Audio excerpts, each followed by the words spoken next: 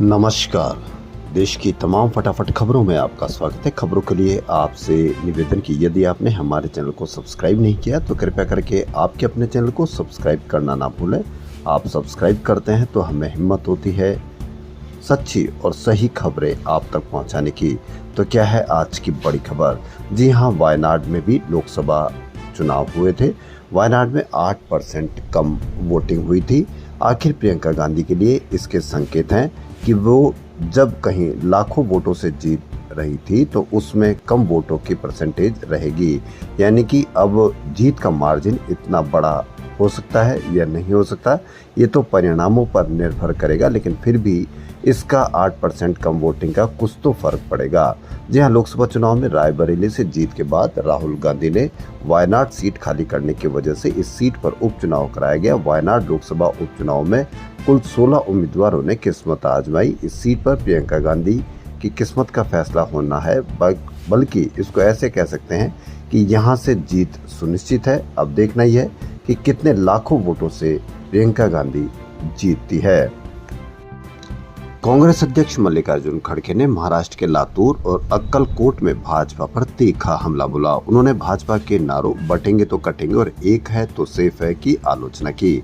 खड़गे ने प्रधानमंत्री नरेंद्र मोदी पर हमला बोलते हुए कहा कि आपका हक और अधिकार सिर्फ संविधान से ही सुरक्षित है, लेकिन आजकल प्रधानमंत्री मोदी और भाजपा के लोग संविधान की लाल किताब को नक्सलवादी बता रहे हैं, जबकि प्रधानमंत्री खुद संविधान की लाल किताब पूर्व राष्ट्रपति रामनाथ कोविंद को दे चुके हैं। खड़गे ने मोदी के आरोपों के बीच एक बार फिर जाति जनगणना की वकालत की। उन्होंने कहा कि जाति जनगणना लोगों को बांटने के लिए नहीं है। भाजपा सिर्फ लोगों से सिर्फ झूठे वादे करती है, लेकिन हम जो कहते हैं वो करके दिखाते हैं। महाराष्ट्र में सरकार आने पर महिलाओं को हर महीने 3,000 और बेरोजगार युवाओं को हर महीने 4,000 रुपए देंगे। उन्होंने कहा कि कांग्रेस नेताओं ने देश के लिए कुर्बानी दी, भाजपा संघ का आजादी में कोई योगदान नहीं रहा। वहीं झारखंड के सीएम हेमंत सोरेन ने भाजपा को आड़े हाथे लेते हुए कहा कि प्रदेश को लूटने के लिए भाजपा छटपटा रही है। असम के मुख्यमंत्री एक साल से झारखंड में सुपारी लेकर घूम रहे हैं। जनता उनके षड्यंत्र का जवाब देगी। भाजपा नए नए तरीके ढूंढकर लोगों को लूटने का षड्यंत्र रचती है। भाजपा और आरएसएस सिर्फ आरक्षण खत्म करने के मकसद पर काम कर रही है। यूपी लोक सेवा आयोग की पीसीएस और एआरओ परीक्षा को एक पाली में कराने को लेकर छात्रों का जबरदस्त आंदोलन तीसरे दिन भी जारी रहा। अभ्यर्थी आयोग के सामने ही धरने पर हैं। बुधवार की रात अभ्यर्थियों ने कैंडल मार्च निकालकर एकजुटता दिखाई। वहीं यूपी उच्चतर न्यायिक सेवा 2023 की परीक्षा स्थगित कर दी गई। परीक्षा 8 दिसंबर को होनी थी, लेकिन आप देखते रहिए कई नेताओं के बयान आने शुरू हो गए कि वो सपा के आदमी है। 20,000 सपा के आदमी कैसे हो सकते हैं, इस पर भी आप अवश्य कमेंट करें। कोई भी किसी भी प्रकार का विरोध दर्ज कराए तो उस पर आप देखें कि उनकी प्रतिक्रिया किस तरह से आती है। असम के सिलचर शहर में जिरीबाम के रास्ते आवश्यक सामान लेकर इम्फाल जा रहे 2 ट्रकों को बुधवार सुबह उग्रवादियों ने आग लगा दी। वारदात जिरीबाम से 30 किलोमीटर दूर तामेंगलोंग में तोसेम थाना क्षेत्र के अंतर्गत लहंगनोम गांव और ओल्ड कैंफुडई गांव के बीच हुई।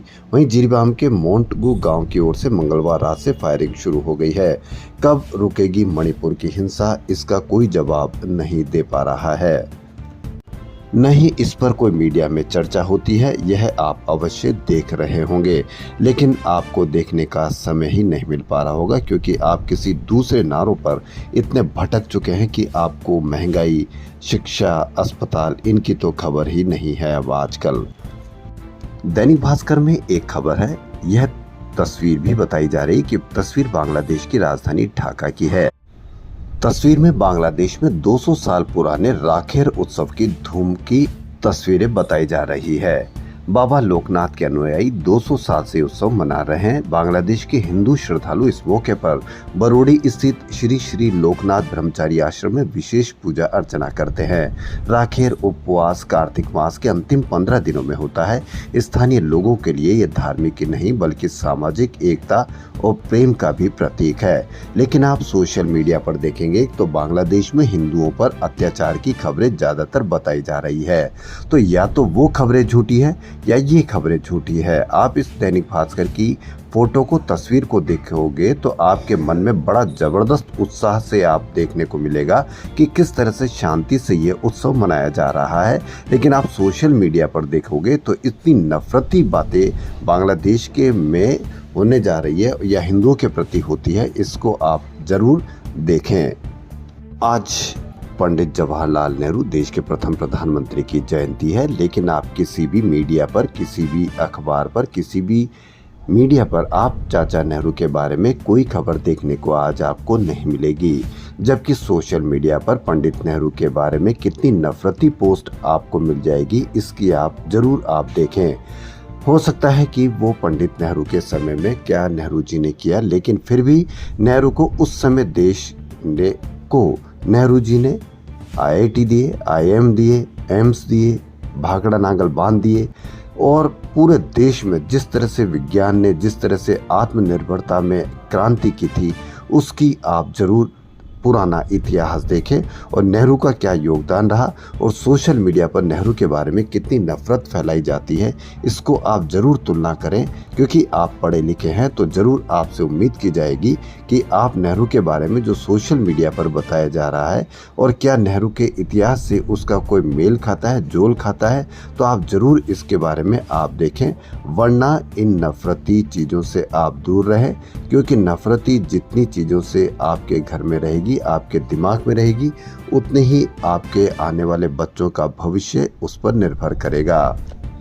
झारखंड विधानसभा के लिए पहले चरण के मतदान में 64.86% वोट पड़े। यह 2019 के चुनाव में हुए 64.40% मतदान से महज 0.46% अधिक है। वहीं केरल की वायनाड लोकसभा सीट पर भी 65% वोटिंग हुई।